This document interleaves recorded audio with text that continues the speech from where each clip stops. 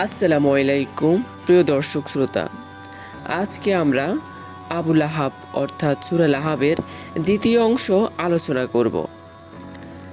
হাদিসে বর্ণিত আছে, আবু লাহাব নবীজির প্রতি শুধু বিদেশীই ছিল না, বরং তিনি অন্যদেরও ইসলাম দাওয়াত শোনার সুযোগ না দিয়ে প্রতিবন্ধকতা সৃষ্টি করত।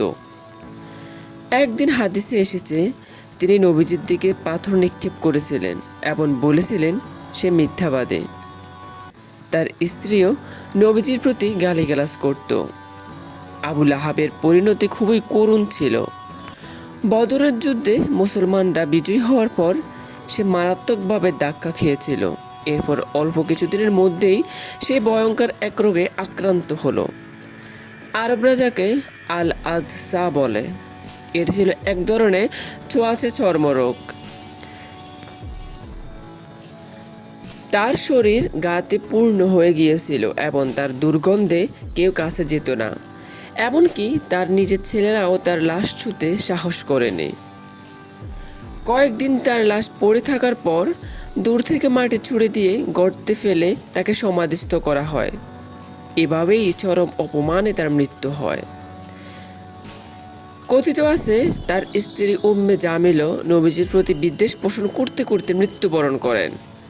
ইতিহাসে বর্ণিত আছে, একদিন সে নবীজির বিরুদ্ধে কাঠ বহন করতে করতে নিজের গলায় দড়ি বেঁধেছিল এবং সেই দড়ি তার জন্য অভিশাপ হয়ে দাঁড়ায়, ফলে তার মৃত্যু কষ্টকর হয়েছিল।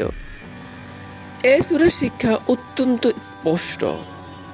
দুনিয়ার ধনসম্পদ বা বংশগৌরব কোনো কাজে আসবে না যদি মানুষ আল্লাহ ও রাসূলের বিরোধিতা করে।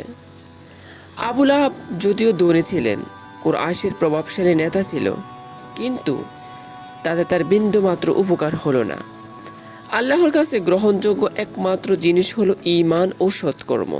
সুতরাং সূরা লাহাব আমাদের শেখায়, যারা আল্লাহ ও তার রাসূলের শত্রুতা করে তাদের পরিণতি সবসময় ধ্বংস, আর যারা ঈমান আনে এবং ঈমান ধরে রাখে তাদের জন্য রয়েছে জান্নাত। প্রিয় দর্শক, ভিডিওটি মনোযোগ দিয়ে দেখুন এবং শেয়ার করুন। চ্যানেলটি সাবস্ক্রাইব করতে ভুলবেন না। নিয়মিত ইসলামিক ভিডিও পেতে সাথে থাকুন। আল্লাহ আমাদের সবাইকে কোরআনের আলোয় জীবন গড়ার তৌফিক দিক। আমিন।